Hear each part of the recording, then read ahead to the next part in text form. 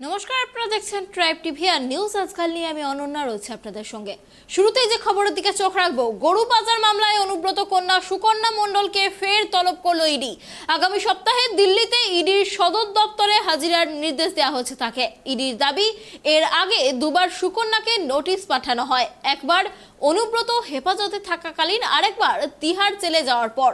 দুবারই হাজিরা এড়িয়ে গিয়েছেন অনুব্রত কন্যা। ইডির দাবি, গরু পাচার মামলার নতুন তথ্য সামনে রেখে এবার সুকন্যাকে জিজ্ঞাসাবাদ করা হবে। বীরভূমের তৃণমূল জেলা সভাপতি অনুব্রত মণ্ডলের মেয়ে সুকন্যাকে তৃতীয়বার দিল্লিতে তলব করল ইডি। শনিবার ইডি সূত্রে জানা গিয়েছে, আগামী সপ্তাহে সুকন্যাকে দিল্লি যেতে বলা হয়েছে। গরু পাচার মামলায় অনুব্রতকে দিল্লি নিয়ে গিয়ে নিজেদের হেফাজতে নিয়েছে ইডি। ওই মামলায় সম্প্রতি আসানসোল সংশোধনাগারের সুপার কৃপাময় নন্দুকে জিজ্ঞাসাবাদ করেছেন তদন্তকারীরা। অন্যদিকে অনুব্রতর মেয়ে সুকন্যাকে গত মার্চ মাসেই একবার তলব করা হয়, কিন্তু তিনি হাজিরা এড়ান। প্রথমবার আইনজীবী মারফত চিঠি দিয়ে তিনি আরও কিছুদিন সময় চেয়েছিলেন। দ্বিতীয়বার ইডির নোটিশের পরেও সাড়া মেলেনি কেষ্টকন্যার। কী কারণে অনুব্রত কন্যা এখনো ইডির মুখোমুখি হননি, সেই ব্যাপারে স্পষ্ট কিছু জানা না গেলেও অনেকের মত, বাবার মুখোমুখি জিজ্ঞাসাবাদ এড়াতেই সুকন্যা দ্বিতীয়বার ইডির মুখোমুখি হননি। তবে এ ব্যাপারে সুকন্যা বা তার আইনজীবীর পক্ষ থেকে আনুষ্ঠানিকভাবে কিছু জানানো হয়নি। গত বছর আগস্টে অনুব্রত গ্রেপ্তার হওয়ার পরেই সুকন্যাকে দিল্লিতে ডেকে জিজ্ঞাসাবাদ করে সিবিআই।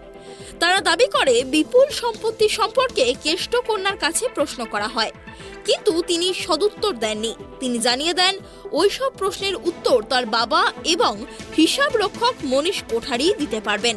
ইডি সূত্রে খবর, ওই কারণেই অনুব্রত এবং সুকন্যাকে মুখোমুখি বসিয়ে জিজ্ঞাসাবাদ করার কথা ভাবা হয়েছে। তদন্তকারীদের একাংশ মনে করছেন তাতে রহস্যের জট অনেকটাই খুলবে। কিন্তু সুকন্যা যদি সোমবার ইডির মুখোমুখি না হন, তাহলে বাবা ও মেয়েকে মুখোমুখি বসিয়ে জিজ্ঞাসাবাদের পরিকল্পনাও বিলম্বিত হতে পারে। অন্যদিকে এবারের ইডির তলব নিয়ে সুকন্যার তরফে কোনো প্রতিক্রিয়া মেলেনি। Bureau report, tribe TV. এই বিষয়ে আরো বিস্তারিত কথা বলবো, আমাদের সঙ্গে রয়েছে আমাদের প্রতিনিধি রাজীব। দেখো রাজীব, যেমনটা জানা যাচ্ছে যে এর আগেও দুবার কিন্তু সুকন্যাকে তলব করেছিল ইডি, আর এবার তৃতীয়বার তাকে ফের তলব করা হচ্ছে দিল্লিতে। কি মনে করছো, এবার কি হাজিরা দেবে সুকন্যা?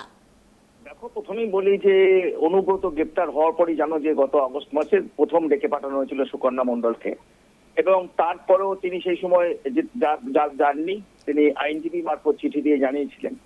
তারপরে কিন্তু আরেকবার ডেকে পাঠানো হয়েছিল, যাননি। আবার তৃতীয়বার আজকে যেটা জানা যাচ্ছে যে তৃতীয়বারের জন্য তাকে দিল্লিতে ডেকে পাঠানো হয়েছে।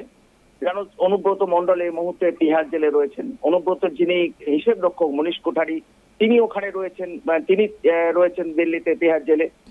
ঠিক একইভাবে অনুব্রতের যিনি দেহরক্ষী, তিনি রয়েছেন তিহার জেলে। অর্থাৎ এখন যেটা ইডি চাইছে যে সবাইকে মুখোমুখি বসিয়ে কিন্তু জিজ্ঞাসাবাদ করতে। অর্থাৎ সুকন্যার নামে প্রচুর সম্পত্তি পাওয়া গেছে, তার ব্যাংক অ্যাকাউন্টে ফিক্সড ডিপোজিট পাওয়া গিয়েছে।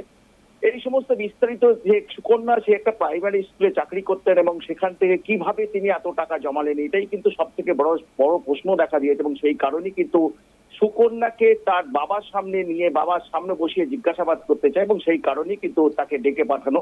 কিন্তু গত কয়েকদিন আগে যখন তাকে ডেকে পাঠানো হয়েছে, তিনি যাননি। আবার নতুন করে ডেকে পাঠানো হয়েছে। তা এখন তিনি যাবেন কিনা বা সেটা তিনি ঠিক করবেন। এখনো পর্যন্ত তার যাওয়ার খবর সে সম্পর্কে আমাদের কাছে কিছু আসেনি।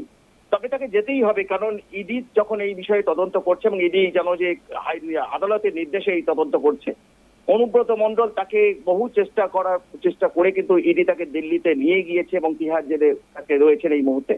অর্থাৎ তাকে যেতেই হবে, কিন্তু না গেলে কিন্তু পরবর্তী ক্ষেত্রে ইডি তার আইনি পদক্ষেপ যেগুলো রয়েছে সেগুলো করবে। কারণ একটা মানুষকে বারবার ডেকে পাঠানো হচ্ছে জিজ্ঞাসাবাদের জন্য, দুবার তিনি অ্যাভয়েড করেছেন। তিনবার যদি অ্যাভয়েড করে, সেক্ষেত্রে ইডি কিন্তু আইনি যে প্রসেসগুলো আছে, তো আদালতকে জানিয়ে আদালতের নির্দেশ নিয়ে আইনি যে পদক্ষেপগুলো আছে সেই পদক্ষেপগুলো তারা করবে।